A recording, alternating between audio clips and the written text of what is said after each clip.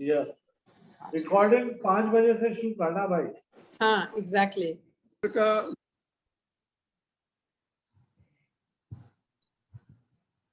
ब्रज कला केंद्र का मुख्य उद्देश्य ब्रज की संस्कृति और कला का संवर्धन और विकास है।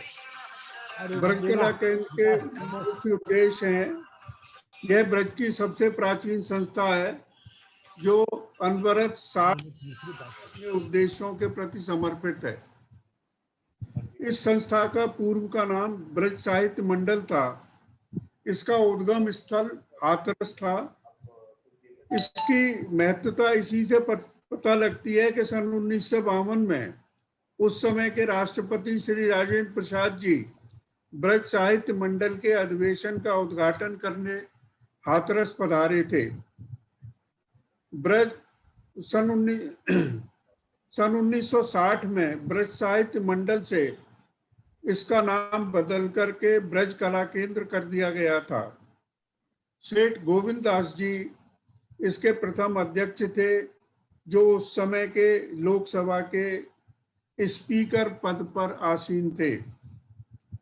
श्री राम बाबू लाल जी हाथरस वाले, श्री राम नारायण जी अग्रवाल भैया जी, प्रभुलाल गर्ग उर्फ काका हाथरसी जी, कृष्ण शर्मा इत्यादि कई विभूतियों ने इसके अध्यक्ष पद की शोभा बढ़ाई है।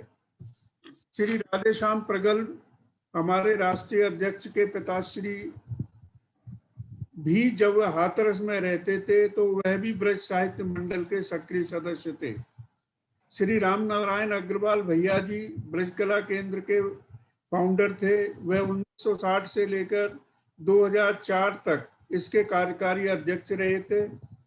उन्होंने ब्रज माधुरी कार्यक्रम ब्रजभाषा का आकाशवाणी पर सन 1950 से 1980 तक प्रसारित किया था, जो काफी सराहा गया था। उस समय के प्रधानमंत्री श्री अटल बिहारी वाजपेयी जी ने सन 1998 में उन्हें कला भूषण सम्मान से नवाजा था। लाला मोतीलाल जी सोरा वालों ने 4000 वर्ग भूमि दान करके इस संस्था को एक नई पहचान दी है। इस जगह पर सभी सदस्यों के सहयोग से Brajdham culture and research institute बन रहा है, जिसमें 600 सीट का एक आधुनिक ऑडिटोरियम भी शामिल है। इसका आज का मुख्यालय मथुरा में है और दिल्ली तथा हाथरस में इसकी शाखाएं हैं। आज ब्रज कला केंद्र के सभी जगह मिलाकर के लगभग 500 सदस्यों की संख्या है। दिल्ली में प्रतिवर्ष कम से कम 3 कार्यक्रम होते हैं। इसमें जो कोरोना काल को छोड़ करके होली, राधाष्टमी तथा कवि सम्मेलन और मुशायरा। हाथरस शाखा भी पूरी तरह से सक्रिय है। मैं और अधिक समय न लेकर अपनी वाणी को विराम देता हूं और अध्यक्ष महोदय श्री भार्गव साहब से प्रार्थना करता हूं कि वो सदस्यों का स्वागत करें। धन्यवाद। नमस्कार। नमस्कार।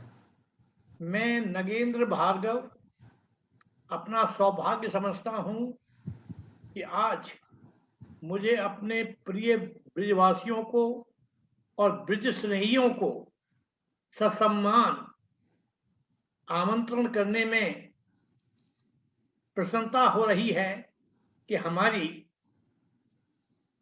वार्ता की पहली श्रृंखला में, प्रथम श्रृंखला में, जो हमारे राष्ट्रीय अध्यक्ष पद्मश्री डॉक्टर अशोक चक्रधर जी हैं, उनसे हम इस वार्ता का श्री गणेश करा रहे हैं। मुझे आशा है ये वार्ता आप लोगों को बहुत ही रोचक और प्रिय लगेगी। और मेरा दूसरा कहना यह है कि हम लोगों ने यह तय किया है कि हम लोग हर महीने में 2 वार्ताओं को प्रस्तुत करेंगे। मेरा ये सुझाव है कि अगली वार्ता का वार्ता करने वाला जो है वो पुरुष ना हो करके स्त्री हो, जिससे कि हम इक्वल फुटिंग्स के ऊपर अपने ब्रज में ठाकुर की महिमा को राधा से गाना जाता है। राधे श्याम किसी ने कहा है, किसी ने श्याम राधे नहीं कहा। राधा तू बड़ भागनी कौन तपस्या की, तीन लोक तारण करें सो तेरे अधीन। विद दिस वर्ड आई क्षमा प्रार्थी हूं अंग्रेजी बोलने के लिए, जो आदत को जैसी पुरानी गंदी पड़ गई है कि मातृभाषा में बोलते बोलते दिमाग फिट जाता है और वो अंग्रेजी जो है वो बोलने से शुरू हो जाती है। तो उसके लिए क्षमा प्रार्थी होके मैं आप सबका फिर सादर आदर करता हूं कि अब आप प्रोग्राम को सुनिए। धन्यवाद। मैं विष्णु प्रसाद जी से रिक्वेस्ट करूंगा कि वो अपने को अनम्यूट करें और हमारे आज के मुख्य अतिथि डॉक्टर अशोक चक्रधर जी का परिचय देने का कष्ट करें। अशोक जी साष्टांग प्रणाम। अशोक भाई ब्रिजकला केंद्र के राष्ट्रीय अध्यक्ष हैं। श्री अशोक चक्रधर, शायद अगर इनकी उपाधियां और सरनाम में गिनाने लगूं तो 2 किताबें बढ़ जाएंगी। प्रोफेसर, राष्ट्रीय कवि, साहित्यकार, लेखक, शिक्षक और ब्रिजकला केंद्र के अध्यक्ष माननीय पद्म श्री से विभूषित श्री अशोक चक्रधर जी, मैं आपका हार्दिक अभिनंदन इसलिए करता हूं कि आप इसका फीता काट करके नहीं बल्कि वार्ता करके एक ऐसी श्रृंखला का शुभारंभ कर रहे हैं जो बहुत दूर दूर तक जाएगी। आज हमने कोशिश की है कि ब्रिजकला केंद्र की इस वार्ता को विभिन्न मंचों पर भी कनेक्ट करें, जिसमें संस्कृत विश्वविद्यालय भी है, हमारा ज्ञान महाविद्यालय भी है, हमारा जो अशोक जी का भी अपना फेसबुक है, उन सब से कनेक्ट करें जिससे कि ज़्यादा से ज़्यादा व्यक्ति इसके साथ जुड़ सके। अशोक भाई 30 साल से एक विश्वविद्यालय में प्रोफेसर रहे। आज का विषय चुनने में पूरे मंथन के पश्चात हमारे मंत्री महोदय से उन्होंने चुना जिंदगी में नवरस और इसका आनंद। नवरस, ये वो मैं जो साधारण भाषा में बोल रहा हूं, अशोक जी क्षमा करना, आने से उसके आए बाहर, जाने से उसके जाए बाहर, यह नवरस हमारी जिंदगानी है। जिंदगी में जब चहु और अंधेरा छाया जाता है तब केवल कोई मधुर रस में वाणी ही नव जीवन का संचार करती है। रस के बरसते ही जीवन में जवानी आ जाती है। कोरोना काल में पूछिए कितना रस आया कि नहीं आया, फिर भी रस तो जिंदगी में लाना ही है। हम अशोक जी की वार्ता को सुनेंगे अवश्य, लेकिन इसका मर्मज्ञ आपके प्रश्नों के अंदर छुपा हुआ है। आप जितने अच्छे प्रश्न करेंगे, जितने प्रेम में प्रश्न करेंगे, अशोक जी के अंदर से उतना ही रस टपकेगा। ये मेरी कामना भी है और मेरा विश्वास भी है।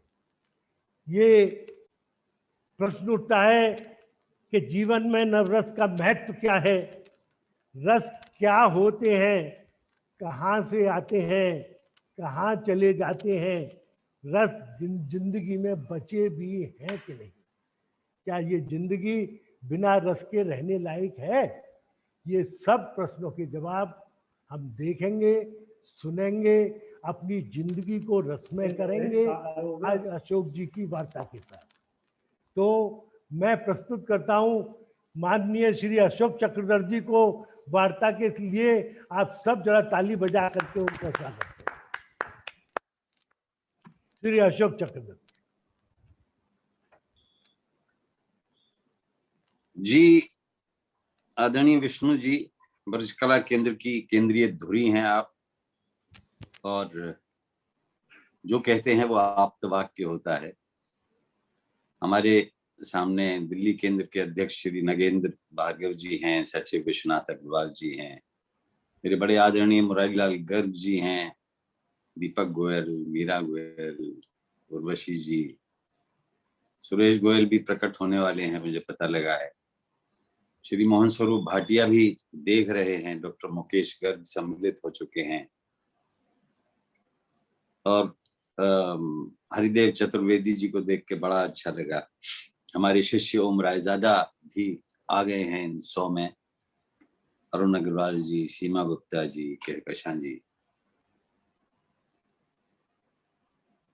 तो मैं अन्य सभी रस प्रेमियों का अभिनंदन करता हूं जो आज जुड़े हैं। एक नाम और लेना चाहूंगा, ब्रज के बहुत बड़े विद्वान, ब्रज की बहुत बड़ी विभूति और रसों के बड़े आचार्य और रसों और संगीत की आमना सामना कराने वाली स्थितियों के जनक, संगीत की बहुत सारी पुस्तकों के प्रणेता और इस कोरोना काल में हमें अलविदा कहने वाले डॉक्टर लक्ष्मी नारायण गर्ग जी की स्मृति को प्रणाम करता हूं, जिन्होंने बहुत सारी पुस्तकें लिखी और ब्रज संस्कृति पर अद्भुत किताब आई उनकी। अशोक जी, मैं सचिन गुप्ता जी का भी स्वागत करता हूं, जो संस्कृत विश्वविद्यालय के चांसलर हैं, उनके जी मेरी ओर से भी स्वागत कर दें।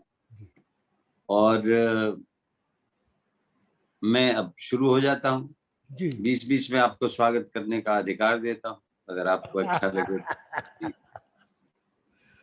वैसे अपनी कक्षा में किसी को बोलने नहीं देता था मैं। अच्छा, आपने इतने सारे विषय मुझे सौंप दिए हैं कि रस क्या होते हैं, कहाँ से आते हैं, कहाँ चले जाते हैं, बचे भी हैं कि नहीं बचे हैं, तो आपने आधार तो बड़ा मजबूत बना दिया है। मैं शुरू करता हूं कि आपने आज मुझे सबसे पहले वक्ता के तौर पर अपनी वार्ता श्रृंखला को प्रारंभ किया है, तो आपके मन में जो भाव मेरे प्रति है, या फिर यूं ही सोचा होगा कि आकारादि क्रम से ही शुरू करते हैं तो अ नाम पहले आ जाता है, चलो इसी को निपटा लेते हैं। ये अच्छी बात है, अच्छी शुरुआत है, और मुझे लगता है कि आपकी श्रृंखला बहुत दूर दूर तक सराही जाएगी। बहुत अच्छी तरह से इतिहास बताया विश्वनाथ जी ने कि ये ब्रज साहित्य मंडल हुआ करता था 1960 तक, और मेरी एंट्री ब्रज कला केंद्र में जो हुई वो सन 1964 में हुई, जब मैं खुर्जा से आया। तो खुर्जा में कुछ रस लेके आया था और हाथरस में बहुत रस सिंचन मेरा हुआ। भाव इतने सारे रस के मूल में खाद की तरह काम करते हैं। अगर भाव न हो तो रस ना हो। और भाव क्या होते हैं? हमारे काका जी ने एक बहुत बढ़िया छक्का लिखा था, वो था कि लट्टू हम पर हो गए सेठ सेठ हुलासी राव, लट्टू हम पर हो गए सेठ हुलासी राव, अति सुंदर है आपकी कविता काका साहब। कविता काका साहब हास्य रस माने भाइयों, पण कविता को भाव समझ में को नहीं आयो। सेठानी ने कहा भाव के पूछो वाने, 6 लाइन की कविता के दे दो 6 अन्य।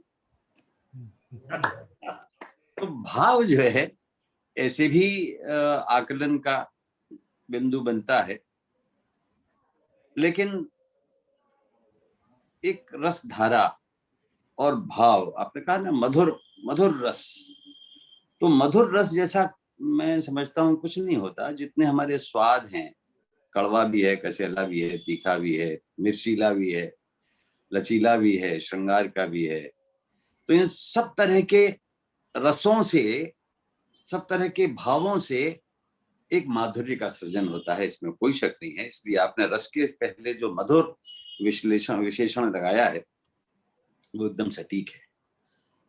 मैं जिंदगी में नवरस पर अपने पेज पर सुबह जब मैंने इसका विज्ञापन डाला तो मैंने उनसे पूछा कि ये बताइए कि मैं इस बिंदु पर बोलते समय सैद्धांतिक चर्चा ज्यादा करूं या व्यावहारिक करूं? तो सबने कहा कि साहब व्यावहारिक करो और ब्रज में घुमाए लाओ रस के बहाने, तब हम माने तुम्हें। तब देखिए जो भी जैसा भी होगा, लेकिन इतना मैं आपको बताऊं कि रस के व्याख्याता, रस के प्रणेता, रस के स्थापक और रस की परिकल्पना करने वाले जो प्रथम विद्वान हमारे यहाँ हुए, जो संज्ञान में लिए गए, वो थे भरत मुनि।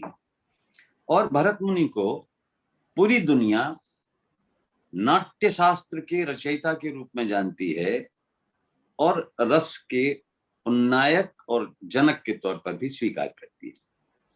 इसी कारण उनके नाट्यशास्त्र को विष्णु जी पंचम वेद कहा जाता है, पांचवां वेद। 4 वेद तो थे ही थे, लेकिन ये पांचवां वेद जो बना, भरत मुनि कहते हैं कि इन चारों का रस लेके मैंने रस का सिद्धांत बनाया। यानी उन्होंने जो लिया है, ऋग्वेद से उन्होंने टेक्स्ट लिया, मसाला लिया, पाठ्य वस्तु ली, सामवेद से गाना लिया कि कैसे गाया जाता है, संगीत लिया, यजुर्वेद से उन्होंने लिया अभिनय, और अथर्ववेद से उन्होंने तात्कालिक रस को लेकर अपनी रचना करवाई। तो रस मूलतः अथर्ववेद से लिया गया और नाट्यशास्त्र के निर्माण में इन चारों वेद का योगदान रहा। तो ये जो भरत मुनि थे, ये ईसा पूर्व 500 से 100 ईस्वी के बीच में इनका जन्म हुआ था महाराज। मेरा जन्म तो खुर्जा में हुआ था। तो मेरी भरत भूमि जो थी भरत मुनि वाली, वो थी खुर्जा। और मैंने जो रस पहला लिया वो था माँ का रस। माँ का दुग्ध पान किया, जो मुझे याद नहीं है, लेकिन उसके माध्यम से जो ममता मिली, जो वात्सल्य मिला, वो मेरे जीवन में, मेरे अनजाने मुझे सौगात के तौर पर प्राप्त हुआ वात्सल्य रस था, जिसकी गणना 9 रसों में भी होती। तो मैं मानता हूं कि सबसे बड़ा रस तो है साहब वात्सल्य रस, यशोदा मैया वाला रस और बाल लीला दिखाने वाला रस। वो जो हर मनुष्य के जीवन में आता है, पहला रस वो माँ का ममत्व है। जैसे जैसे हम उम्र के तत्व को प्राप्त होते हैं, आगे बढ़ते हैं, तो माँ याद रखती है आपकी बातें। मुझे आपने इतना बड़ा सम्मान दिया है और मान दिया है, मुझे भी ब्रज विभूति के लिए चुना है और एक परिवार का सदस्य आपने माना है। वही भाव मेरा भी आप सबके प्रति रहता है। तो जब थोड़े से बड़े होते हैं तो आपकी रचनात्मक प्रतिभाएं सामने आती है, और हर मनुष्य के जीवन में ऐसा कुछ होता है जो वही कर सकता है, दूसरा नहीं कर सकता। हर मनुष्य अपनी कोई विशेष विशिष्टता लेकर इस धरती पर पदार्पण करता है। तो कोई कवि भी बन जाता है, उसमें पैतृक लेन देन भी होता है। मेरे पिताजी ने अपने पिताजी से लिया, मैंने अपने पिताजी से लिया, मैं अपने बालक को दूंगा। तो एक जेनेटिक्स भी होती है। इसलिए कहते हैं कि भाई चूहे का जाया भिटाई खो देगा। है ना? तो जो जेनेटिकली मिलती है, एक पारिस्थितिकी से मिलती है, एनवायरनमेंट से मिलती है, आप जिस क्षेत्र में रहते हैं वहां से आती है। लेकिन मैं इसका श्रेय कि मेरे पास जितनी भी कविता है वो मेरे पिता के कारण है, और आपने उनका पवित्र नाम लिया, मैं आपका आभार ज्ञापित करता हूं। क्योंकि सेठ रामबाबू लाल जी जैसे संस्कृति उन्नायक ने काफी सहयोग दिया आर्थिक ब्रजकला केंद्र को, और उसकी गतिविधियों में हिस्सा लिया। तो मेरे पिता भी श्री रामबाबू लाल जी के साथ सक्रिय थे, और भैया जी का कहना ही क्या है। सन 61 में भैया जी ने मुझे अपने बालकों के साथ ब्रज माधुरी के कार्यक्रम में आकाशवाणी बुलाया था। तब मैं मात्र 10 साल का था, और वहां उनकी श्रीमती जी लोग गीत गाती थी और वहां की ऑडिशन आर्टिस्ट थी। तो वो जिस रसमयी वाणी में बोलते थे ना सबको राम राम, उसका अनुकरण कहें या उस परंपरा को आगे बढ़ाया श्री मोहन स्वरूप भाटिया जी ने, और उन्होंने रस की खोज करी। जहां भी रस है ब्रज का, मैं जानता हूं कि उन्होंने साइकिल पर अगर योग किया जाए तो हजारों किलोमीटर की यात्रा रसमयी कथाओं, रसमयी लोकगीतों को एकत्रित करने के लिए लगाया। लोग मुझसे पूछते हैं कि आपकी सबसे पहली कविता कौन सी थी। मैं बचपन में जाता हूँ और जो मुझे ध्यान आता है बताता हूँ, लेकिन मेरी माँ टोक देती कि नहीं, ये कविता इसकी नहीं थी। इतना भर मुझे याद है कि 3-4 वर्ष की उम्र तक भी मैं ननिहाल में पालने में दूध की बोतल से दूध पीता था। बकरी पाल रखी थी हमारे नाना जी ने, तो उसका दूध पीता था। और मेरी माँ के अनुसार मेरी जो पहली कविता थी वो थी कि चांदी के गिलास में खूब उछाल के हम तो दूध पिएंगे चीनी डाल के। तो ये जो तुक्के मिलाने का कौशल था, ये मैं समझता हूँ मेरे अंदर था ही।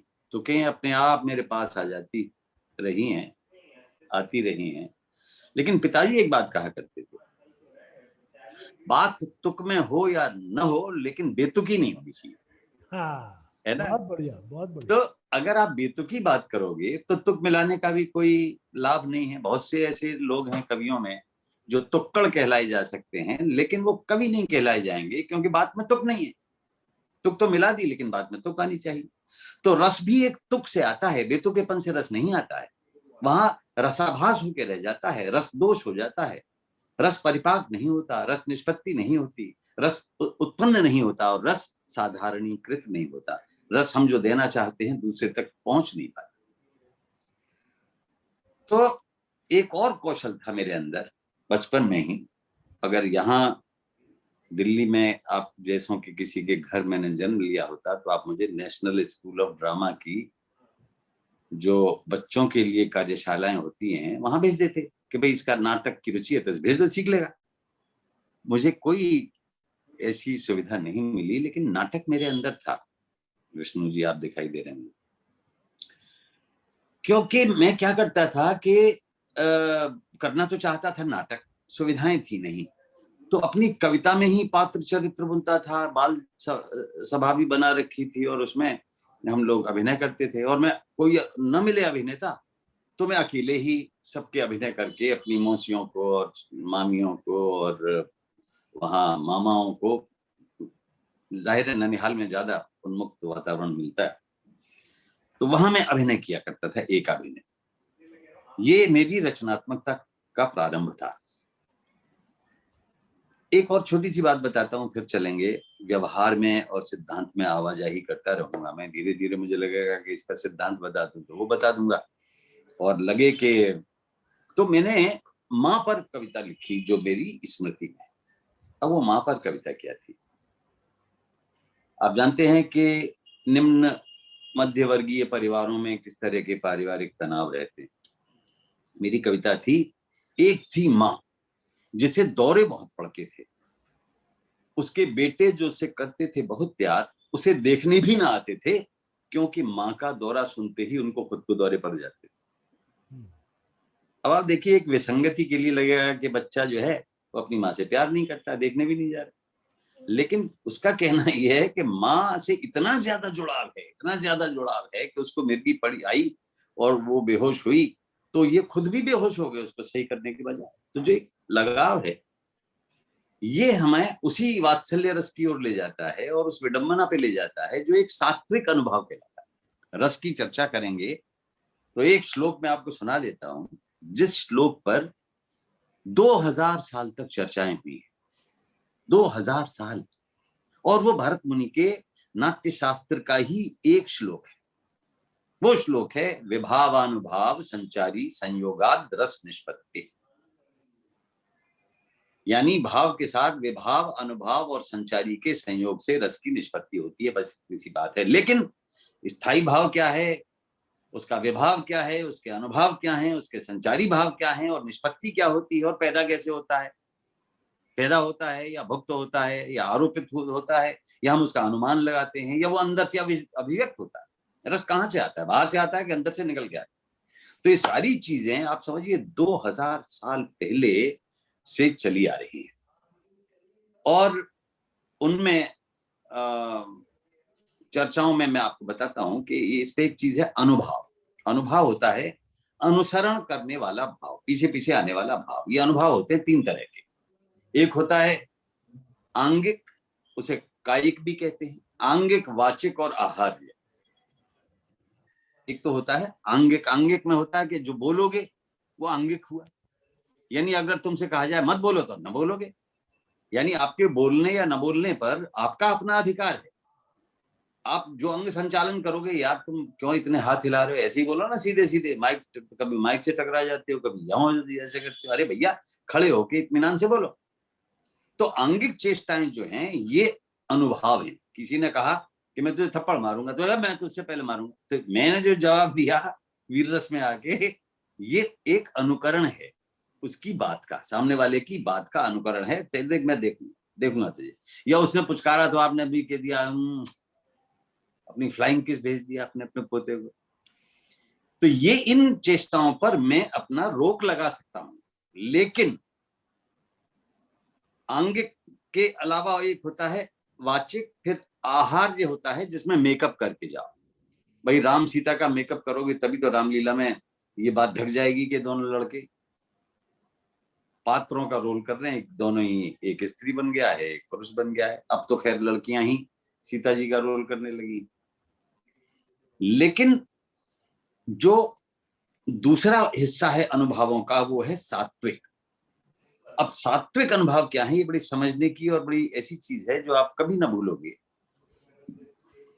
वो है कि अगर हमने सुनने के बाद या देखने के बाद ऐसा महसूस किया, हमारी ऐसी प्रतिक्रिया हुई जिस पर हमारा कोई अंकुश नहीं है, रोक नहीं सकते हैं। जैसे फिल्म देखने के बाद अंतिम दृश्यों में आप भी कभी कभी रो दिए होंगे, आंसू निकल आए। अश्रुओं का आना आप रोक नहीं सकते, आपको चश्मा हटा के रुमाल से पोंछना ही पड़ेगा। और वाह वाह भी कर रहे, फिल्म अच्छी भी लग रही है और रो भी रहे, कमाल की बात। तो ये सात्विक प्रतिक्रियाएं हैं जो अंदर से होती हैं। इसी तरह से अगर ऐसा कोई सीन आ गया कि आप पसीने आ गए, आपको पसीने छूट गए, पसीना भी आप नहीं रोक सकते। पिताजी सामने से आ रहे हैं, हाथ में सिगरेट लगी हुई है, डर के मारे हालत खराब हो गई। क्या कर रहे थे? जी जी जी जी। अब वाक्य नहीं बन रहा, इसको कहते हैं स्वरभंग, जबान का लड़खड़ाना। तो ये भी एक ऐसी प्रतिक्रिया है कि आप उसको रोक नहीं सकते। ये ऐसा अनुभव है, ये रस के हिस्से हैं सर, रस की बातें हैं ये।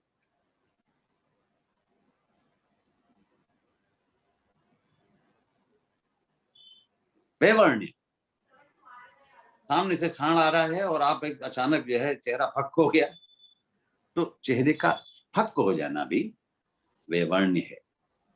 रोमांच, रोमांच, आपकी रोमावली खड़ी हो जाए। कोई भयानक दृश्य देखा है तो आपकी रोमावली खड़ी हो गई। आप रोमावली पे प्रेस नहीं करा सकते कि बैठ जाओ रोमो, ऐसे ना उठो।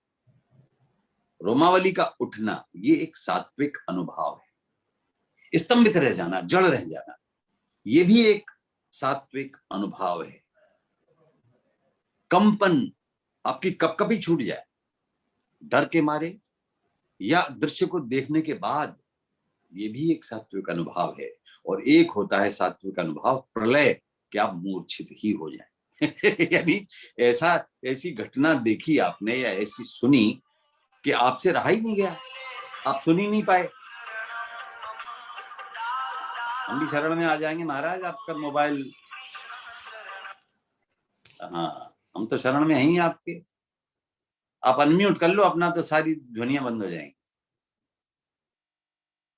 कहने का तात्पर्य ये है कि रस का क्षेत्र अगर सिद्धांत में जाओ तो इतना विशद है कि एक एक चीज के इतने भेद किए गए हैं, वो भेद किए गए हैं। लेकिन मैं जानता हूं कि वो बात जो मैंने कही कि माँ का दौरा सुनते ही उनको खुद को दौरे पड़ जाते थे, बाद में आज मैं सोचता हूं कि ये प्रलय नाम का सात्विक अनुभव उस कविता में था। अगर हम विश्लेषण करें, बच्चे की कविता है, छोटी सी कविता, उसका मतलब नहीं निकलता। लेकिन मैंने हाथरस में, खुर्जा में रहते हुए वीर रस की कविताएं लिखी। अभी आजकल मनोज मंतशर का एक गीत बड़ा लोकप्रिय है, माटी वाला। मैं आपको बताऊं कि मैंने बिल्कुल उसी भाव की कविता 11-12 साल सन 62 में लिखी थी, जब चीन का युद्ध हुआ।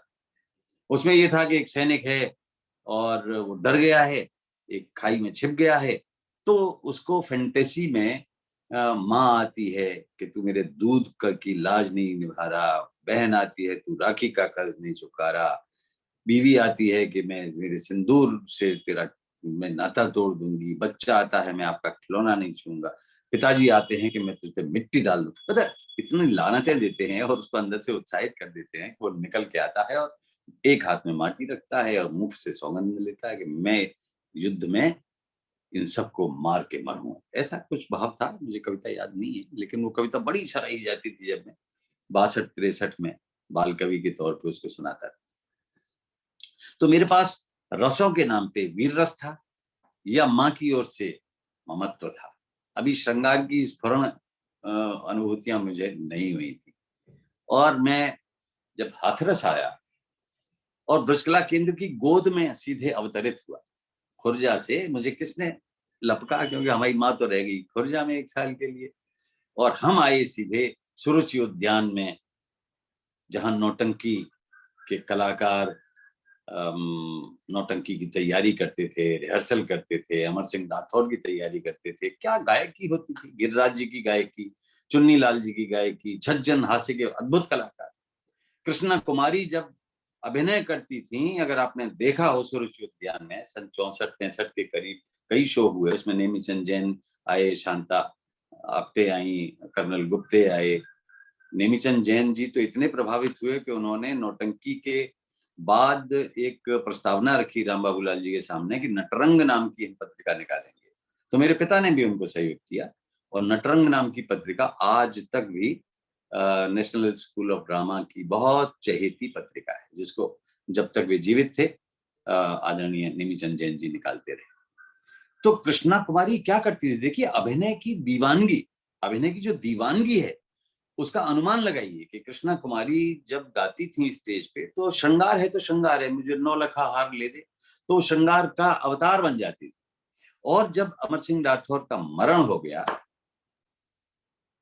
मरण से पहले भी जब वो जाने लगा, तो वो कोसने लगी अपने माई बाप को, मर जइयो मेरे बैरी बाप, बेटरिया ब्याहे दई रे तने चाकरू को, मरो वो बामन नाई जिन्होंने मेरी करी सगाई, तो ये भी मर जा, वो भी मर जा, सब मर जाए, है ना। तो ये एक उलाहना देते हुए एक कोई नायिका ऐसा प्रेम में करती है, उपालंभ जिसको कहते हैं, उलाहना कहते हैं। लेकिन जब अमर सिंह राठौर के मृत्यु का समाचार आया, तो जो गीत उन्होंने गाया साहब, रोंगटे खड़े कर देने वाला, पिया ते कहां गयो हिरवा छुड़ा है, तू कहां चला गया। और उसको गाते गाते, नृत्य करते करते वो अपनी चूड़ियों को तोड़ती थी और यहां से खून बहने लगता है। अब ये कोई मेकअप का मामला नहीं था, ये कलाकार के अंदर रस था, एक कलाकार के अंदर वो अनुभूति थी। अगर कोई अनुभूति आपके अंदर है तभी तो आप रूपांतरित, स्थानांतरित कर पाएंगे। तो इस बात को लेकर बड़ी बहस हुई शास्त्रज्ञों के बीच में कि रस है कहाँ, रस अभिनेता में है कि दर्शक में है कि लेखक में है, कहाँ कहाँ घूम रहा है ये रस और कहाँ अभिव्यक्त हो रहा है, ये रस की निष्पत्ति क्या चीज है, वो उत्पन्न कहाँ हुआ, वो कृष्णा जी में उत्पन्न हुआ कि हमारे अंदर उत्पन्न हुआ। क्योंकि रो तो हम भी रहे यार, तुम्हारा रुदन देख के हमारे अंदर भी कसक बहुत तेज हो रही है। तो नाट्य शास्त्र जो भारतीय नाट्य और काव्य शास्त्र का आदि ग्रंथ है, इसमें संगीत शास्त्र भी है, नाटक का शास्त्र भी है, छंद शास्त्र भी है, अलंकार हैं, रस हैं, लेकिन ये भारतीय नाट्य का आधारभूत ग्रंथ है। और उदाहरण के लिए हमारे भरत मुनि ने नाटक लिखा, सिद्धांत बनाने से पहले व्यवहार का मंचन कराया, जिसका कथानक था देवासुर संग्राम। और वो इंद्र सभा का सेट लगा के, उस जमाने में 2000 साल पहले देवों की विजय के बाद इंद्र की सभा में इसका नाट्य मंचन। अच्छा, पूरा नाट्य शास्त्र आप पुराने ग्रंथों की तरह जानते होंगे कि कोई भी अपने मूल रूप में उपलब्ध नहीं है। जिस भी रूप में उपलब्ध है उसमें कहा जाता है काफी क्षेपक है। तो मैंने बताया ना कि 2000 साल तक बहस होती रही। उसमें नाट्य शास्त्र के जो सबसे बड़े टीकाकार हैं वो अब से लगभग 1000 साल पहले हुए अभिनव गुप्त हैं। और उन अभिनव गुप्त ने बताया कि इसमें 36 अध्याय हैं और कुल 4426 श्लोक इसमें हैं, लेकिन उनमें कुछ क्षेपक हैं, कुछ बाहर से लोगों ने जोड़े। तो चलिए जोड़े तो वो भी सदाशयता से जोड़े। अब कबीर के असली दोहे सुन रहे हैं हम कि किसी और के भी उसमें क्षेपक आ गए हैं, कुछ नहीं पता। बड़े बड़े मिर्जा गालिब के बारे में तो आज भी देख लो कि हर नया शायर पहला शेर ऐसा लिखेगा कि मिर्जा गालिब का नाम डाल देगा ताकि उसका शेर ज्यादा चल जाए। तो इसलिए कि उनके लिखे को भरत मुनि का माना जाए, जो उनके शिष्यगण थे वो भी ऐसा कर देते थे। उन्होंने एक बात सार की बात कही, न हे रसादृते कश्चिदर्थ प्रवर्तते। जीवन में रस के बिना कोई अर्थ प्रवर्तित हो ही नहीं सकता। जिंदगी अगर नीरस है, जिंदगी में अगर रस नहीं है तो आप मर गए। जो भरा नहीं है भावों से बहती जिसमें रसधार नहीं, वो हृदय नहीं है, पत्थर है। बाकी वो तो रस के मामले में जिसमें स्वदेश का प्यार नहीं, ऐसा कह दिया। लेकिन स्वदेश का ही नहीं, जिसमें स्त्री का प्यार नहीं, देश के प्यार के साथ साथ मानवता का प्यार नहीं, जिसमें करुणा नहीं, दया नहीं, ममता नहीं, तो वो हृदय नहीं है, पत्थर है। अब ये जो रस है साहब, ये रस 4 वेद तो मैंने आपको गिना दिए, लेकिन एक वेद रह गया जिससे इस शब्द की उत्पत्ति हुई, वो है आयुर्वेद। देखिए आयुर्वेद हमें बताता है कि, या उसके साथ हम समझ जाते हैं कि जिस तरह से तरह तरह के व्यंजनों, औषधियों और द्रव्य पदार्थों के मिश्रण से भोज्य रस की निष्पत्ति होती है, भोजन के रस की। यानी पूरा का पूरा आयुर्वेद रस पर टिका हुआ है। उसी तरह से जब भावों, विभावों, अनुभवों, संचारी आदि के संयोग से स्थायी भाव भी नाट्य रस में रूपांतरित हो जाता है, नाट्य रस की उत्पत्ति होती है। किसी भी मसले पर अलग अलग लोगों की अलग राय हो सकती है, लेकिन एक मसला ऐसा है जिसमें लोग अपनी राय एक मत आपको होती हुई दिखा सकते हैं। मुंडे मुंडे मतिर भिन्ना, हर खोपड़ी में, हर मुंड में अलग तरह की मति विद्यमान रहती है। लेकिन नाट्य शास्त्र में कहा गया, ये कितने कितने पुराने श्लोक सूक्त हैं। नाट्यम भिन्न रुचिर जनस्य बहुधा पेक्यम समाराधनम। यानी नाटक भिन्न रुचि वाले लोगों के लिए भी बहुधा समान आराधना के योग्य पाया जाता है। तो जगत में लोगों की रुचि भिन्न भिन्न होती है, ऐसी सभी लोगों को प्रसन्न करने वाला तत्व कोई लाने वाली शक्ति है, तो नाटक है। और नाटक को ही काव्य कहा जाता था। पहले काव्य का मतलब सिर्फ कविता नहीं जिसमें तुक मिले, कोई भी साहित्य का रूप काव्य था। नाटक में जो संवादों का आगमन हुआ, अगर मूल में जाऊं अपनी पुरानी स्मृतियों में, तो मुझे याद है कि ऋग्वेद में सरमा और पणि, यम और यमी, अगस्त्य, लोपामुद्रा, पुरुरवा, उर्वशी ऐसे पात्र हुए हैं जिनके संवाद सूक्तों में नाटकों के बीच हमें मिलते हैं। और जो टीकाकार हैं नाट्य शास्त्र के, एक का तो नाम लिया मैंने, अभिनव गुप्त जी का, लेकिन उनसे पहले भी बहुत हुए हैं, क्योंकि अभिनव गुप्त तो अभी 1000-1100 साल पहले थे। लेकिन और पहले के जो हैं उनमें है मम्मट बड़े रसवादी आचार्य हुए, रुद्रट हुए, उद्भट हुए, भट्ट लोल्लट हुए, शंकुक, भट्टनायक, कीर्तिधर। इन लोगों ने जो टीकाएं लिखी, और मैं हर एक के बारे में कभी आप मुझे वार्ता की श्रृंखला में अगली बार बुलाओगे तो एक एक का काम बताऊंगा कि मम्मट ने काव्य प्रकाश में क्या कहा, रुद्रट और भट्ट क्या चाहते थे, भट्ट लोल्लट का आरोपवाद क्या था, शंकुक का अनुमितिवाद क्या था, भट्टनायक का साधारणीकरण क्या था, तो और इसका अभिनव गुप्त का अभिव्यंजनावाद क्या था। वो बताते थे कि रस अंदर से आता है। बहरहाल इनको आम जन नहीं जानता था। आज भी आम जन के लिए बहुत उपयोगी बातें मैं कर रहा हूं या नहीं कर रहा मैं नहीं जानता, लेकिन उस समय कालिदास ने, वाण ने, श्रीहर्ष ने, भवभूति ने और जितने भी संस्कृत के नाट्यकार थे उन्होंने नाट्य शास्त्र का ऐसे अध्ययन किया जैसे कि वेद पुराण का अध्ययन किया जाता है। तो ये कवियों का वेद है, ये रचनाकारों का वेद है, जिसको हम नाट्य शास्त्र कहते हैं, क्योंकि वो नाट्य शास्त्र में सर्व प्रमाण उपस्थित है। जो कुछ भी आपको पूछना है नाट्य शास्त्र आपको बता देगा, क्योंकि उसका विषय क्षेत्र जो है इतना व्यापक है, वो एक एक चीज की डिटेलिंग करता है।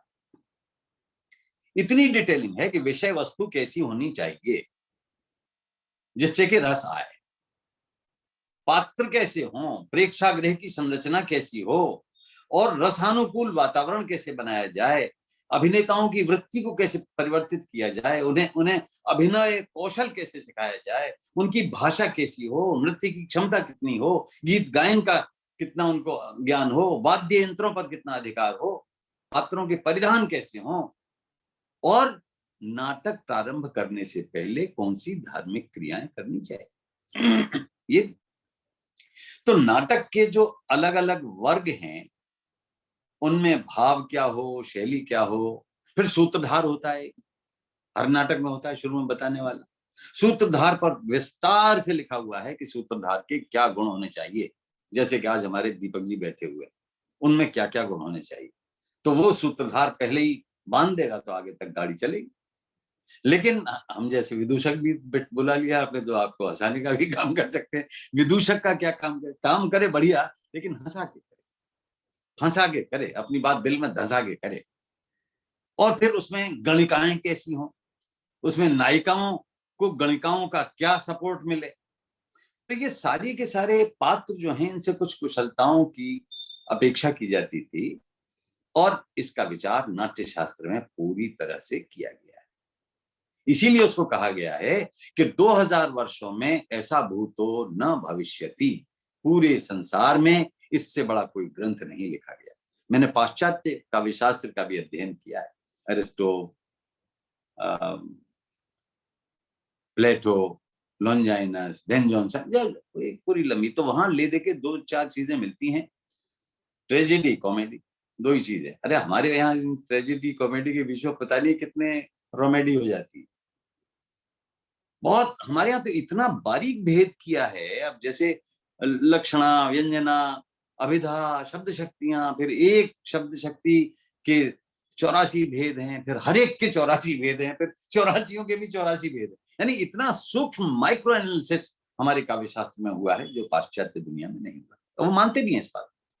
और हम अगर कहने लगे पुराने काव्य शास्त्र के बारे में तो हमें कहा जाएगा ये तो रिवाइवलिस्ट लोग हैं, ये तो पुनरुत्थानवादी हैं, ये तो पुराण खंडी हैं, पुरानी बात करते हैं। यार इस विज्ञान को देखो तो सही, रस के विज्ञान को देखो, इसमें कितना कितना काम हुआ है। नाटक में क्या होना चाहिए, नाटक के लक्षण क्या है। सिर्फ दुखांत सुखांत नहीं होता है, बल्कि दुखांत को तो कैंसिल ही कर दिया भरत मुनि ने, कहा कि नाटक दुखांत नहीं होना चाहिए। तो फिर काहे के रस दे रहे हो कि तुम आदमी की जान निकाल रहे हो, मत निकालो। नाटक दुखांत नहीं हो। और इसके अलावा अगर आप गद्य में संवाद कर रहे हो तो बीच बीच में भाव प्रधान श्लोक भी आते रहे। अगर दुष्यंत शकुंतला आपस में बात कर रहे हैं, कोई परिधान पहन के तो शकुंतला आएगी नहीं, वो तो अपने वैसे ही वलकल वसन में आएगी, और दुष्यंत तो उसकी सराहना करेगा, और वो सहम जाएगी कि देखिए मेरे तो परिधान भी नहीं है। तब उससे दुष्यंत क्या कहेंगे, सरस्य मनोविद्धम शैवलेनापि रम्यम मलिनमपि हिमांशोर लक्ष्म लक्ष्मी तनोति यमधिक मनोज्ञावल्कलेनापि तन्वी किमि विहि मधुराणाम मंडनम नाकृतीनाम। अब हिंदी में सुन लो इसको। शैवल दलों से और भी सरसिज सुभग होता सदा, काला कलंक मयंक की शोभा बढ़ाता सर्वदा, वलकल वसन में और भी यह तापसी लगती भली, सजता न क्या भूषण जिन्हें हो आकृति सुंदर मिली।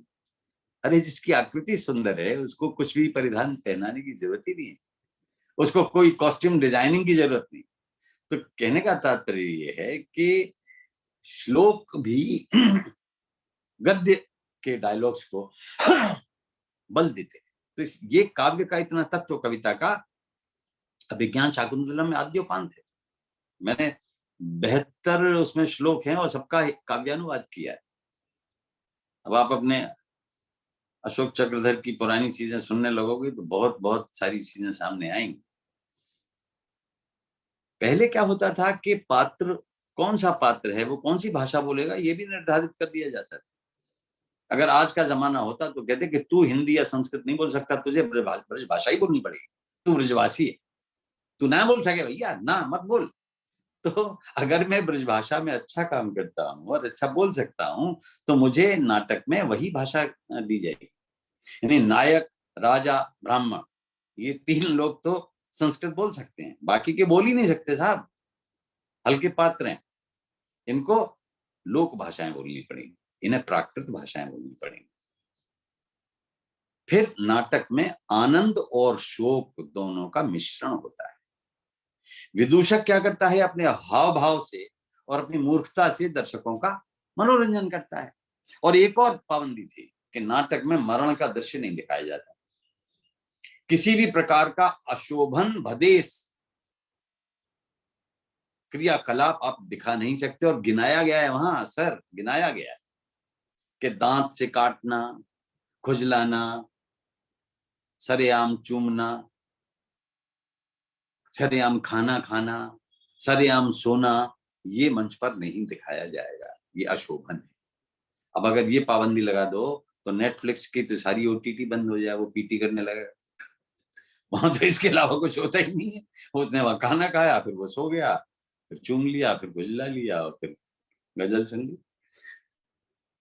तो ये भी कहा गया है कि ऐतिहासिक और पौराणिक जो हमारी कथा वस्तुएं हैं, जो कथाएं हैं, जिनसे लेकर आप नाटक बना रहे हो, उसमें आपको आवश्यक फेरबदल करना हो तो आप कर सकते हो। और प्रेम उसमें आपके एक सूत्र की तरह पिरोया हुआ होना चाहिए। और अधिकांश नाटकों का विषय भी प्रेम ही होता आया है। नाटक में अंक कितने हो, कम हो, बढ़ती हो, तो कहने का तात्पर्य यह है कि आपने पूछा ना कि रस होता क्या, इसकी व्याख्या तो महाराज बहुत विशद है। लेकिन अगर हम कहें कि ऑडियो विजुअल सुविधा है आपके पास, श्रव्य काव्य के पठन अथवा श्रवण और दृश्य काव्य के दर्शन, इससे जो अलौकिक आनंद प्राप्त होता है वही काव्य में रस कहलाता है। हमारे आचार्य रामचंद्र शुक्ल जी ने, वो तो अभी के 20वीं सदी के विद्वान हुए, वो भी रसवादी आचार्य। उन्होंने कहा, बहुत ही मुझे बड़ी अच्छी लगती है उनकी पंक्तियां। उन्होंने कहा कि जिस प्रकार आत्मा की मुक्तावस्था ज्ञान दशा कहलाती है, उसी प्रकार हृदय की मुक्तावस्था रस दशा कहलाती है। और हृदय की मुक्ति की इसी साधना के लिए मनुष्य की वाणी जो शब्द विधान करती आई है, उसे ही रस या कविता कहते हैं। अब देखिए, हृदय, आत्मा की मुक्तावस्था तो ज्ञान दशा है और हृदय की मुक्तावस्था रस दशा है। रस के लिए हृदय का मुक्त होना बड़ा आवश्यक है। हृदय में 50 तरह के झंझट पड़े हुए हैं और सोच रहे हो कि साहब कोरोना में तो पैसा मर गए हो तो नाटक अच्छा नहीं लगेगा, हमारा तो बड़ा नुकसान है, और किराया और मांग रहे हो, जाते हमने किराए पे जमीन ले का है। सच्ची बात। तो ऐसा संकट जब दिमाग में रहेगा तो आपको रस नहीं आएगा। रस का मतलब क्या है? निचोड़। रस का मतलब है आप निचुड़ गए, यानी आपका सार आ गया सामने आपके। और एक बहुत बड़ी बात कही गई है, वो भी भरत मुनि ने अथवा उनके किसी परवर्ती पूर्ववर्ती ने कही है, रसो वही सह, रस ही वो है। कितना ऊंचा दर्जा दिया है, रस ही परमात्मा है। रसो वही सह, रस परमात्मा है और परमात्मा ही रस रूप आनंद है। लेकिन रस को अलग अलग तरह से लोगों ने कहा है। कुमार संभव में पानी, तरल द्रव और इन संदर्भों में रस शब्द का इस्तेमाल किया है। मनुस्मृति में मदिरा को रस कहा जाता था। वैशेषिक दर्शन में 24 गुणों में से एक गुण का नाम रस था। आयुर्वेद में 6 रस माने जाते हैं, कटु, अम्ल, मधुर, लवण, तिक्त और कषाय, ये सब रस हैं। और कालिदास ने भी कहा कि स्वाद, रुचि और इच्छा के अर्थ में भी रस का प्रयोग करते हैं। तो असल चीज क्या है? स्वाद, जीवन में स्वाद आना। सुस्वादु पर्यावरण में आपको जीने का, सांस लेने का और ऑक्सीजन के सिलेंडर के समान रस आपके साथ हर समय उपलब्ध हो, कोई मारा मारी नहीं, उसके लिए आपको फैक्ट्री में जाने की जरूरत नहीं पड़ती। तो ये जो आनंद है और प्रसन्नता है, ये रस का उत्पादन है। रस इसी से आता है। काव्य शास्त्र में कविता की भावभूमि को रस कहा जाता है। तो ये भावभूमि क्या है? रसपूर्ण वाक्य को काव्य कहा जाता है। रसात्मकम वाक्यम काव्यम। तो कितने रस हैं? 9 रस की बात हो रही, चर्चा हो रही है। 9 तो गिने गए थे, लेकिन उसके आगे भी जोड़ दिए गए। मैंने भी एक रस जोड़ दिया उसमें आगे, अगर हमारे पास समय होगा तो मैं बताऊंगा, अन्यथा मैं इतना बता दूं कहोगे नहीं इतनी सारी चर्चा हो गई, असल मुद्दे पे आए थी। देखिए, रस जो 9 है उसमें जैसे श्रृंगार रस, श्रृंगार रस का स्थायी भाव होता है रति। हास्य रस है, उसका होता है हास, स्थायी भाव। करुण रस का होता है शोक, वीर रस का उत्साह, रौद्र रस का क्रोध, भयानक रस का भय, विभत्स रस का जुगुप्सा, अद्भुत रस का स्थायी भाव है विस्मय, यहां तो मेरे ख्याल से, और वात्सल्य रस का ममत्व, वत्सलता। बाकी जो है निर्वेद शांत रस के लिए होता है, और ईश्वर विषयक प्रेम को भक्ति रस कहा जाता है। ये हो गए 10वें ज्ञान में। मैं 12वां भी आपको निकाल के बताऊंगा, जो कि बहुत महत्वपूर्ण है। वो इसलिए महत्वपूर्ण है कि देखिए, ये भाव जो हैं ये कहां से आए? आपने पूछा ना विष्णु जी, कहां आए और कहां चले गए? असल किस्सा यही है, कहां से आता है, कहां जाता है। आए कहां से और जाए कहां रे? आपने कोई गाना भी सुनाया था इसके चक्कर में, आने से उसके आए बाहर, जाने से उसके जाए बाहर।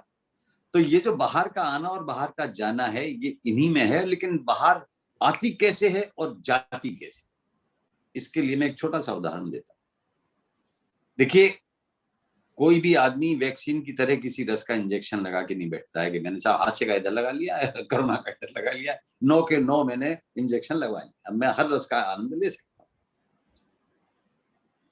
आप ये समझिए कि आपके हृदय में एक संदूक है संदूक है, और उसमें ताला छपका लगा हुआ है, लेकिन वो छपका जो है बाहर से नहीं है आप उससे बाहर से बंद नहीं कर सकते, वो छपका है अंदर, और ताला भी है अंदर। यानी अगर कोई खोल सकता है तो वही खोल सकता है जो संदूक के अंदर बंद है। और ये 9, 10, 11 जितने भी तरह के मनोभाव हैं, ये अंदर बंद हैं उसके संदूक के। और ये संदूक हर इंसान के पास है, हर इंसान के पास है, जिसके अंदर ह्यूमैनिटी है। और मैंने अभी भी कहता हूं, ह्यूमैनिटी के बिना आप मनुष्यता के धर्म का निर्वाह नहीं कर रहे, और रस सारे के सारे आपको ह्यूमन बनाते रहते हैं हर समय हर समय हर समय। ह्यूमैनिटी बढ़ेगी तो इम्यूनिटी बढ़ेगी साहब, बहुत बढ़िया। हमारी इम्यूनिटी में बढ़ोतरी हो जाएगी अगर ह्यूमैनिटी बढ़ जाए। तो ये ह्यूमैनिटी का संदूक जो अंदर रखा हुआ है, इसमें रति मतलब श्रृंगार का आधार। अब श्रृंगार हर वक्त जगाए रखोगे तो आप कैसा दीवाने बन जाओगे, वक्त पे ही तो जागेगा ना। असमय तो रति जागृत नहीं हो जाएगी, असमय तो कोई हंसेगा नहीं, या तो दीवाना हंसे या तू जैसे तौफीक दे। दीवाना है, पागल है, हंस रहा है, आप कौन उसको गिनेगा? एक साथ रोंदू आदमी है, रोता ही रहता। तो शोक के समय अच्छा लगता है, अशोक के समय अच्छा लगता है। तो जो शोक है, जो दुख है, वो करुण रस कहलाता है। जब वो स्थायी भाव, विभाव, अनुभाव, संचारी के संयोग को प्राप्त होता है, तब वो रस कहलाता है। अभी तो स्थायी भाव है जो आपके अंदर पड़ा हुआ है, जगेगा फिर बाहर निकलेगा। फिर एक आप और बात देखिए कि जो रस जगेगा उसके साथ उसको और भी सहयोगी रस भी उसके काम में आ जाएंगे। श्रृंगार रस है तो हास्य बड़ा काम में आता है। लड़की के को आकृष्ट करने के लिए थोड़ा, अगर आपका सेंस ऑफ ह्यूमर नहीं है तो नहीं आएगी आपके निकट, तो हास्य।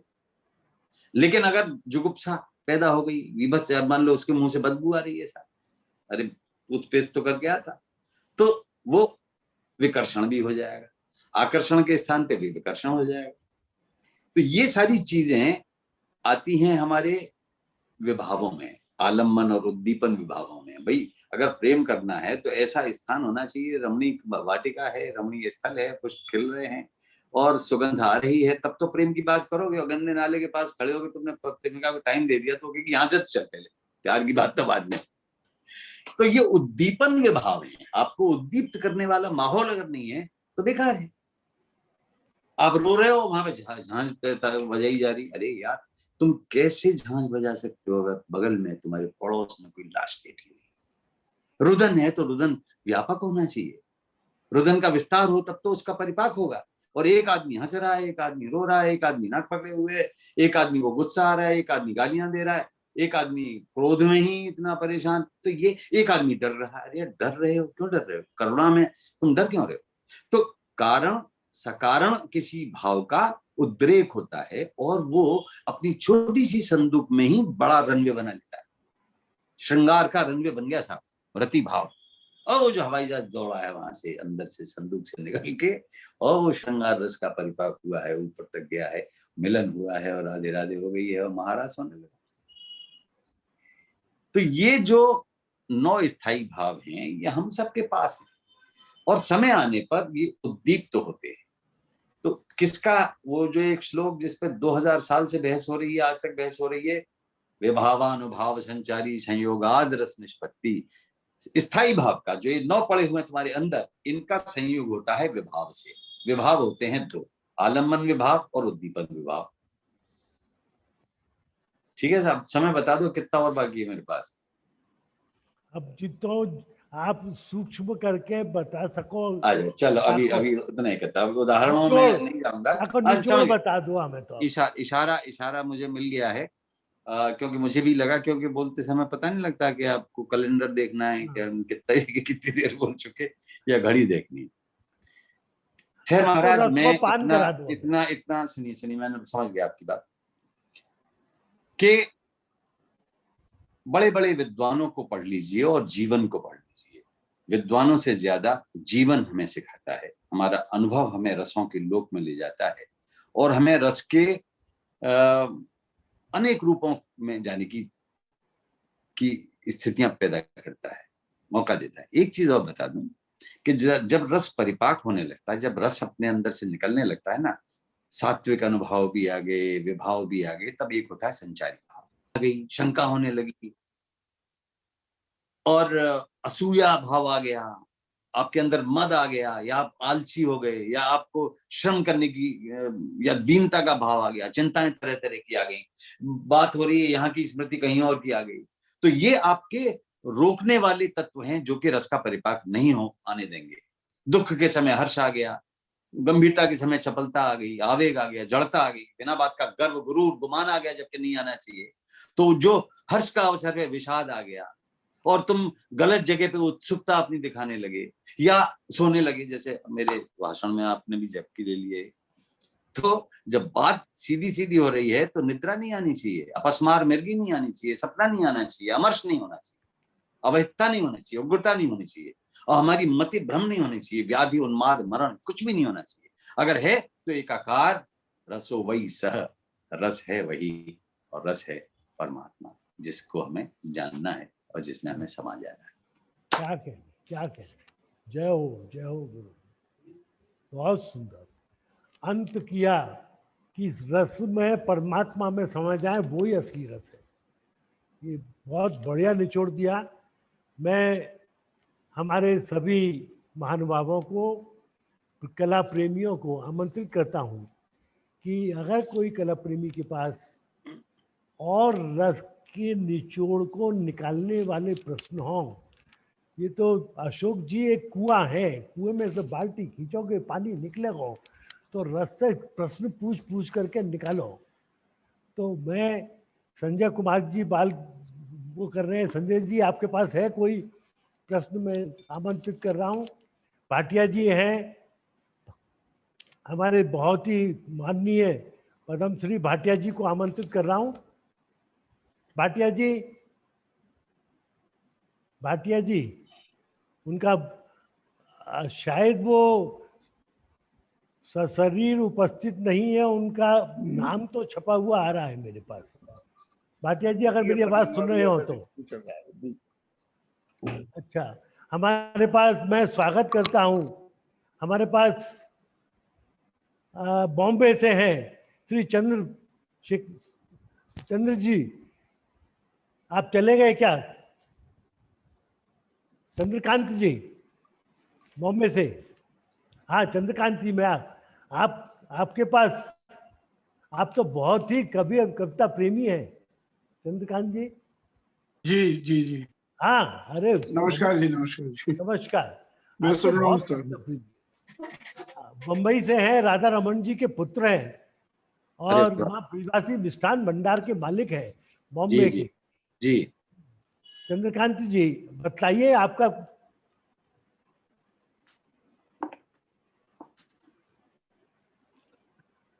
कुछ आप बोल रहे हैं?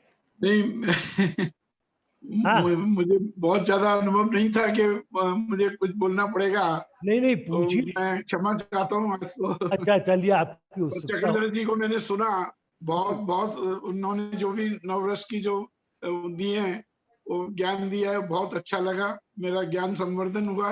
मैं उनके लिए बहुत बहुत उनका आभार मानता हूँ, और बस इतना ही कहना चाहूंगा मैं इस समय। बहुत सुंदर, बहुत धन्यवाद, बहुत बहुत धन्यवाद। विष्णु भाई, हाँ मेरा सजेशन ये होगा जी। कि हम पद्म श्री अशोक चक्रधर जी से ये कहें कि एक 2-2, 3-3 मिनट की कुछ छोटी छोटी कविताएं डिफरेंट रसेस की वो सुनाएं, जिससे कि लोगों को उसकी जागृति हो। अशोक जी, इसकी बजाय आपने जो क्वेश्चन आंसर है, बड़े क्लिष्ट आंसर्स हैं, इस रस को निचोड़ने में आसानी से हाथ नहीं घूमेंगे। इसलिए जिस समय अशोक भाई जो हैं, जिस समय हास्य रस सुनाएंगे, वीर रस सुनाएंगे या रौद्र रूप दिखाएंगे, तो वो जो जानकारी मिलेगी बहुत वो असली सुंदर बात। जानकारी है। अशोक जी, मैं प्रार्थना करता हूं अशोक जी से, क्योंकि एक आदरणीय महाकवि से तो प्रार्थना ही की जा सकती है। क्या ख्याल है बाकी लोगों का? बिल्कुल मैं हार्दिक समर्थन करता हूँ अशोक जी। जी बिल्कुल, सब देखिए, आतुर अब हैं। आप मैं एक ऐसी कविता सुनाता हूँ जिसमें नवरस की झांकी मिल जाएगी, उदाहरण भी मिल जाएंगे, और मेरी 40 साल पुरानी कविता है। वो कविता, आपका आज्ञा हो तो जल ले लूं थोड़ा सा? हाँ जरूर जरूर, जल रस ले लीजिए। हाँ, कुमार संभव ने जमुना जल, इस पानी को रस बताया। ये जमुना जल है। हाँ, जमुना जल है यार, वाकई जमुना जल है, हमारे यहीं से आता है। तो साहब, मैंने एक कविता लिखी थी और अचानक मैंने देखा कि एक तो होता है रस की निष्पत्ति और रस का परिपाक हो जाना, रस एकदम तैयार हो गया।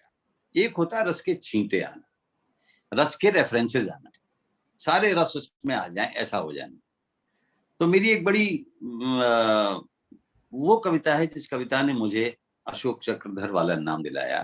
और अभी पिछले दिनों मैंने एक उसका नाट्य रूपांतर अपने फेसबुक पेज पे डाला था, लाखों लोगों ने देखा था और सब थोड़े से प्रसन्न हुए, सबके साथ। एक आध नकारात्मक टिप्पणी भी थी जो मुझसे सहमत नहीं थे। 2 लोग थे, मान लीजिए अगर 4000 थे तो उनमें से 2 ऐसे थे, उनको भी मैंने प्यार से बता दिया क्या मामला है। पता नहीं, आपने वो कविता पहले सुनाया करता था बहुत, लेकिन अब नहीं मालूम। ना सुनी? हाँ सुन लो, दोबारा सुन लो। हाँ। बगल में पोटली दबाए एक सिपाही थाने में घुसा और सहसा थानेदार को सामने पाकर सैल्यूट मारा। थानेदार ने पोटली की तरफ निहारा। तो देखिए, दृश्य देखिए कि वो चोर जाते हैं पोटली दबा के कहीं, लेकिन सिपाही जा रहा है और उसने सैल्यूट मारा है थानेदार। बगल में पोटली दबी हुई। थानेदार ने पोटली को निहारा है। बगल में पोटली दबाए एक सिपाही थाने में घुसा और सहसा थानेदार को सामने पाकर सैल्यूट मारा। थानेदार ने पोटली की तरफ निहारा, सैल्यूट के झटके में पोटली भिंच गई और उसमें से एक गाढ़ी सी कत्तई बूंद रिस गई। थानेदार ने पूछा, अबे इस पोटली में से क्या टपका रहा है? क्या कहीं से शरबत की बोतलें मार के ला रहा है? सिपाही हड़बड़ाया, हुजूर इसमें शरबत नहीं है।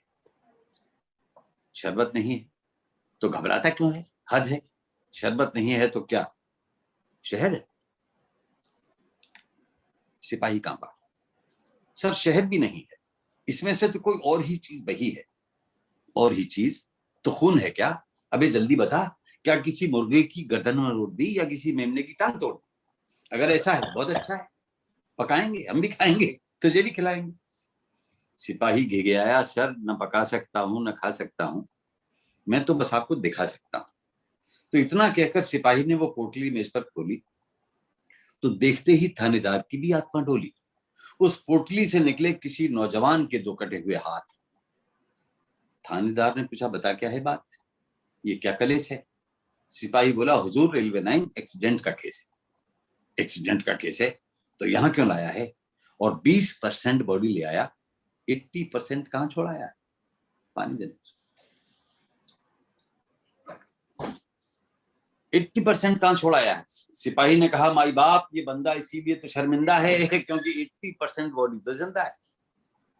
पूरी लाश होती तो यहाँ क्यों लाता? वहीं उसका पंचनामा न बना था। लेकिन हुजूर गजब बहुत बड़ा हो गया, वो तो हाथ कटवा के खड़ा हो गया। रेल गुजर गई तो मैं दौड़ा, वो तना था मानिंदे हथौड़ा, मुझे देख के मुस्कुराने लगा और अपनी ठूंठ बाहें हिला हिला के बताने लगा, ले जा ये फालतू है, बेकार है। और बुला ले कहां पत्रकार हैं, मैं उन्हें बताऊंगा कि काट दिए। इसलिए किस लिए? इसलिए कि मैंने झेला है भूख और गरीबी का एक लंबा सिलसिला। 15 साल हो गए, इन हाथों को कोई काम ही नहीं है। हाँ, इसलिए मैंने सोचा कि फालतू हैं, बेकार हैं, इन्हें काट दूं और इस सोए हुए जनतंत्र के आलसी पत्रकारों को लिखने के लिए एक प्लॉट दूं कि इन हाथों में, इन कटे हुए हाथों में 15 साल की रोजी रोटी की तलाश है। आदमी जिंदा है और ये उसकी तलाश की लाश। अरे उठा ले जा, इन दोनों हाथों को उठा ले, गिलास में ले जा। कटवा के भी मैं तो जिंदा हूं, तू क्या मर गया? हुजूर इतना सुन के मैं तो डर गया। जिन्न है या भूत, मैंने किसी तरह अपने आप को साधा, हाथों को झटके से उठाया, पोटली में बांधा और यहाँ चला आया। अब इनकी रिपोर्ट कैसे बनाऊं? इन्हें जलाऊं या दफनाऊं? थानेदार बोला, मामला सीरियस है, पर जलाने या दफनाने में काहे की बहस है? अरे नादान आदमी, जिंदा है तो दौड़ के जा और पूछ के आ कि हिंदू है या मुसलमान। हिंदू है तो हाथों की चिता बना, मुसलमान है तो दफना। ठीक है साहब, यहाँ सुना था, पूछ क्या कि हिंदू है या मुसलमान। हिंदू है तो हाथों की चिता बना, मुसलमान है तो दफना। सिपाही बोला, हुजूर अब मुझे न भेजें और इन हाथों को भी अब आप ही सहेजें। थानेदार भी घबरा गया, चकरा गया, वो कटे हाथ देख के घबरा गया। बोला, इन्हें मेडिकल कॉलेज ले जा, लड़के इनको देख के नहीं डरेंगे, इनकी चीर फाड़ करके स्टडी करेंगे। पता नहीं इसके बाद क्या हुआ, लेकिन घटना ने मन को छुआ। अरे उस पढ़े लिखे नौजवान ने अपने 2 हाथों को खो दिया। और सच कहता हूं कि टाइम्स ऑफ इंडिया में एक दक्षिणी युवक के बारे में ये खबर पढ़ के मैं रो दिया और सोचने लगा कि हमारे देश के तथाकथित बड़े बड़े लोग शर्म से क्यों नहीं गड़ गए। अरे आज आपकी ही कृपा से एक अकेले पेट के लिए 2 हाथ भी कम पड़ गए। एक अकेले पेट के लिए 2 हाथ भी कम पड़ गए। वो उगता गया आपके झूठे वादों, झूठी बातों से, वरना वो क्या नहीं कर सकता था अपने इन 2 हाथों से। वो इन हाथों से किसी मकान का नक्शा बना सकता था, हाथों में बंदूक थाम के देश को सुरक्षा दिला सकता था। इन हाथों से वो कोई सड़क बढ़ा सकता था, क्रेन द्वारा सामान चढ़ा सकता था, और तो और ब्लैक बोर्ड पर ह से हाथ लिखकर बच्चों को पढ़ा सकता था। मैं सोचता हूं इन्हीं हाथों से उसने बचपन में तिमाही, छमाही, सालाना परीक्षाएं दी होंगी, मां से पास होने की दुआएं ली होंगी। इन्हीं हाथों में वो प्रथम श्रेणी में पास होने की खबर लाया होगा। इन्हीं हाथों से उसने खुशी का लड्डू खाया होगा, इन्हीं हाथों में उसने डिग्रियां सहेजी होंगी, इन्हीं हाथों से उसने अर्जियां भेजी होंगी, और अगर काम पा जाता तो ये निपुता इन्हीं हाथों से मां के पांव भी छूता। खुशी के मौके पे इन हाथों से डपली बजाता और किसी खास रात को इन हाथों से दुल्हन का मफड़ा उठाता, इन्हीं हाथों से झुंझुना बजाकर बेटी को बहलाता, रोते हुए बच्चे के गाल सहलाता। पर तूने तो काट लिए मेरे दोस्त, पर तू कायर नहीं है। कायर तो तब होता जब समूचा कट जाता और देश के रास्ते से हमेशा हमेशा को हट जाता। सरदार भगत सिंह ने ये बताने के लिए कि देश में गुलामी है पर्चे बांटे, सरदार भगत सिंह ने ये बताने के लिए कि देश में गुलामी है पर्चे बांटे, और तूने बेरोजगारी है ये बताने के लिए हाथ काटे। मैं कोई बड़ी बात कह रहा हूं ऐसा तो मुझे भ्रम नहीं है, लेकिन प्यारे तू किसी शहीद से कम नहीं है, तू किसी शहीद से कम नहीं है, क्योंकि तेरी शहादत के पीछे लाखों बेरोजगार नौजवानों की कतार है, और उस पूरी कतार की यही पुकार है कि हमारे भूखे नंगे परिवारों को रोटी रोजी का इंतजाम दो, हमें काम दो, हमें काम दो, हमें काम दो। बहुत अच्छे, बहुत अच्छे, बहुत अच्छे। क्या प्रतिनिधित्व किया अच्छा, है। अब मैं विष्णु भाई, विष्णु विष्णु भाई जी, एक मिनट। मैं एक बात कहना चाहता हूँ, वो ये है कि इस कविता में कहाँ नौरस हैं, एक सेकंड, ये मुझे मैं यही 2 मिनट और दीजिए। नहीं अशोक भाई, पहले आप मेरी बात सुनिए। कविता नहीं आप सुनाऊंगा मुझे- सर, कोई कविता नहीं सुनाऊंगा सर, भार्गव साहब आप आप मेरी- नहीं आप मेरी कविता नहीं दोनों- सुनाऊंगा। मैं जिस विषय पे बोल रहा हूँ ना, मैं इसको क्यों मैंने ये सुनाई है, अपनी 40 साल पुरानी कविता, ये सुन ली।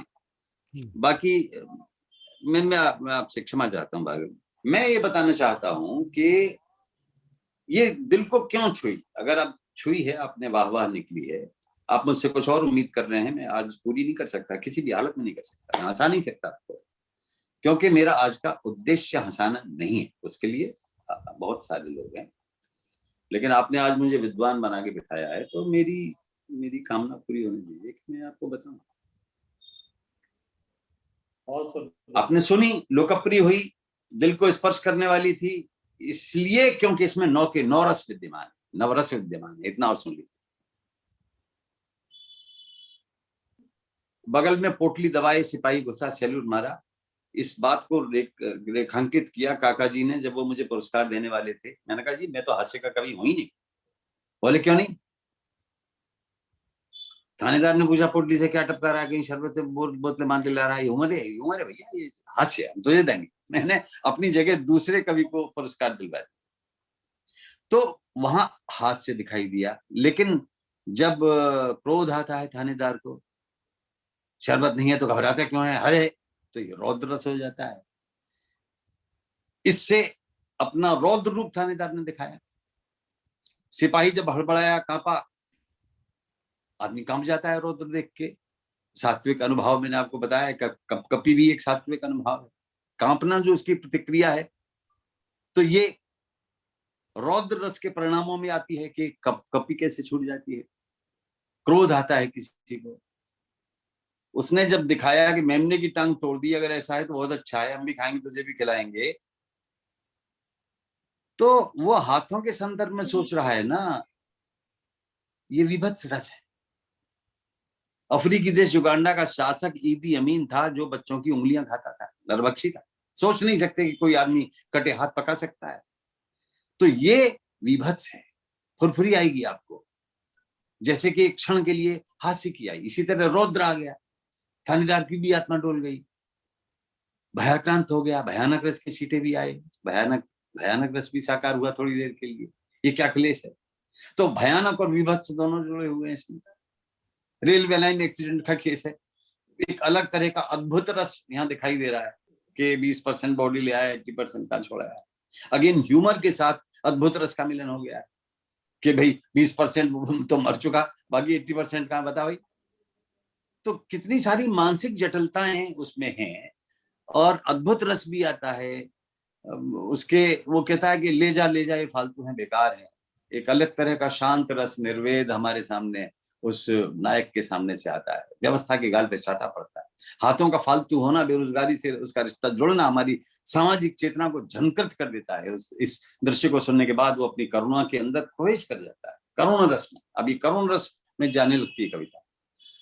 और जब कहता है कि 15 साल हो गए काम नहीं मिला, तो शोक करुणा का स्थायी भाव है और सुनने वालों को भी उस कारुण्य की स्थिति में ले जाता है जिस कारुण्य की स्थिति में वो खुद था रहा, धीर गंभीर। आगे देखिए, आलसी पत्रकारों को लिखने के लिए प्लॉट दूं, इसमें छिपा हुआ है वीर रस। उसका सार है उत्साह, उसकी क्षमता। जब वो कहता है आदमी जिंदा है और इसकी तलाश की लाश है तो क्यों घबराता? इसमें वीर रस का उत्साह अंदर है। अपने जिंदा होने पर कोई संदेह नहीं है, उसे जिंदा रहेगा, लेकिन उसकी बेरोजगार की जो तलाश है वो ये लाश है। बेरोजगारी की जो तलाश है आपकी, उसकी लाश है, मर गई वो तलाश। और ये कहना कि तू इन हाथों को उठा ले कटवा के, मैं भी जिंदा हूं, तू क्या मर गया, उठा ले, लेकिन वो तो डर गया।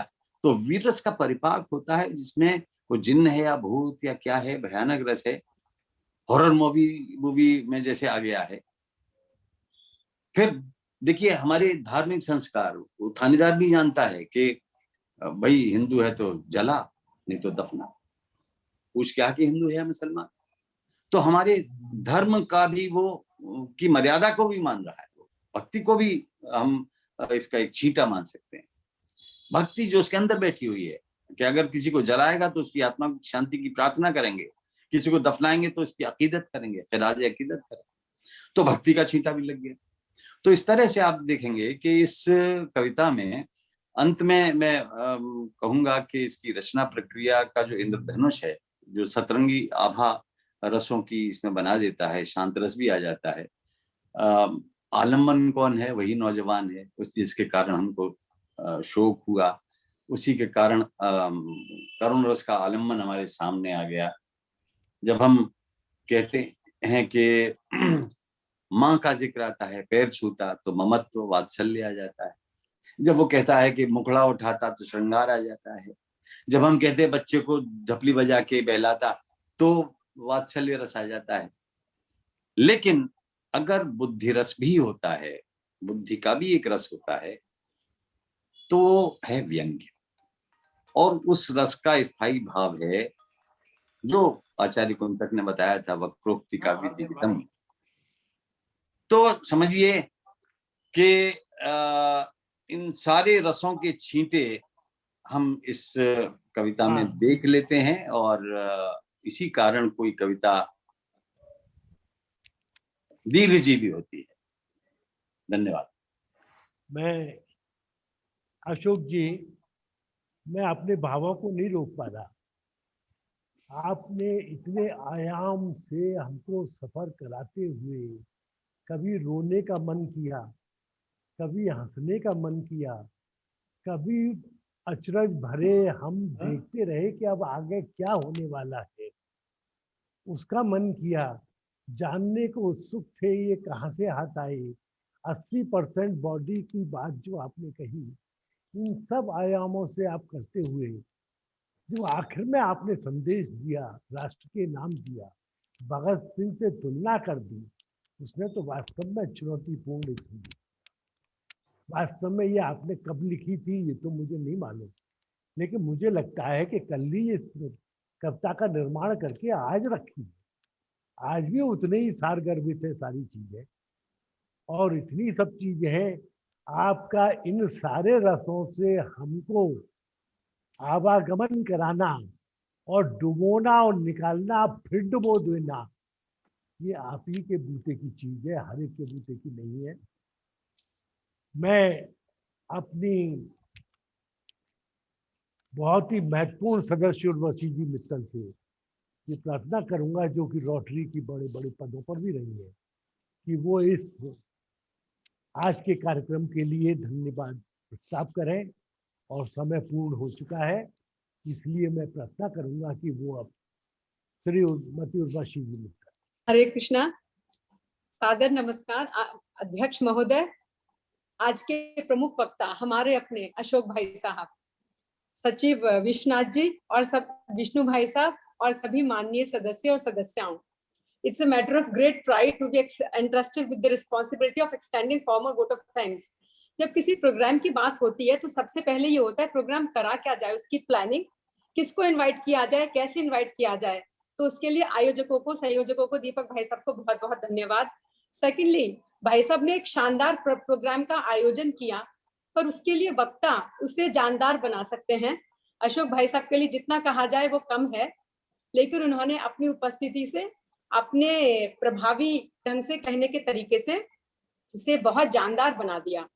उन्होंने सब रसों के बारे में बताया, तो यहाँ पे यही कहेंगे, आजकल जब हम बाय रस के बारे में सुन रहे थे तो नव रसों के बारे में सुन के बहुत अच्छा लगा। थोड़ा बहुत हास्य हम भी। और भाई साहब ये जरूर है कि हास्य के बारे में जो आपने कहा था, आपने सभी सदस्यों को अच्छे से जोड़ के रखा। आपने अपनी जिंदगी से दृष्टांत लिए, बीच बीच में हास्य का तड़का लगाया, सब लोग डटे रहे। पर जब कार्यक्रम अपने चरम पर पहुंचा तो आपने एक ऐसी कविता सुनाई जिसमें पूरे 9 रसों का समावेश था। तो ये रस तो वो है कि जब आदमी की जिंदगी में नहीं भी होता तो भी उसका रस के माध्यम से ही कहा जाता है कि इसका जीवन बिल्कुल नीरस है। तो आपने सबको बहुत अच्छी तरीके से बताया, आपका बहुत धन्यवाद। और तीसरी चीज, कार्यक्रम जानदार था, शानदार था वक्ता के होने से, पर इसकी सक्सेस नापी जाती है श्रोताओं के नंबर से।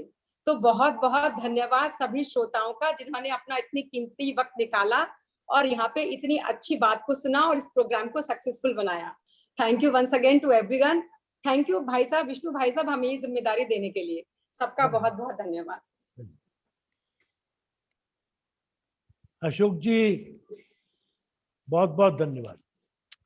अशोक भाई बहुत बहुत थैंक्स, और सभी लोगों को बहुत बहुत धन्यवाद। आप लोगों ने पार्टिसिपेट किया और बहुत से श्रोता लोग हमारे फेसबुक पे भी जुड़े हैं और विभिन्न ग्रुपों में, खासतौर से रोटरी में, सीनियर सिटीजन्स में और सचिन जी के कॉलेजेस में बहुत श्रोता जुड़े हुए हैं, उनके कमेंट भी आ रहे हैं।